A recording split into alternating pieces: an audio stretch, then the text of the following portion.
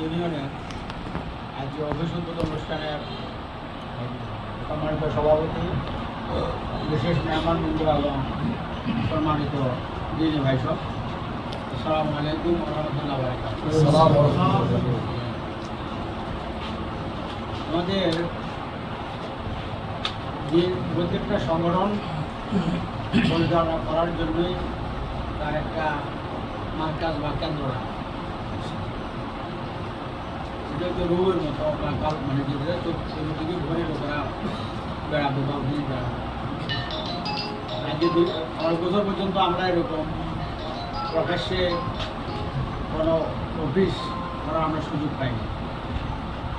তো আমাদের বিভিন্ন দলের তো অবশ্যই গাড়ি, কিন্তু জামাত ইসলামী আমরা হওয়ার কারণে আমাদের অফিসটা অনেক বেশি জরুরি।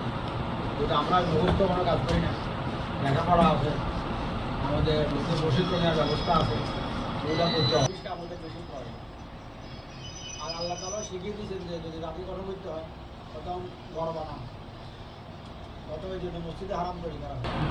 মসজিদে হারাম বানানোর সময় ইবানার খাওয়ান দোয়া করছেন এইটাই যে তুমি এই ঘরটাকে কবিরা হাদ আল বারাদা আহমেনা وجنبني وبني أن نعبد الأصنام ربي إني أسكنت من ذريتي بواد গাড়ি দিয়ে ফেলে দোয়া করছে না সন্তান আমরা এখানে আসে একবার বলে যাই তোমার একটা ঘর এখানে আছে, তুমি এটাকে কবুল করো, এটা এই জনপদকে রিজিক সরবরাহ করো।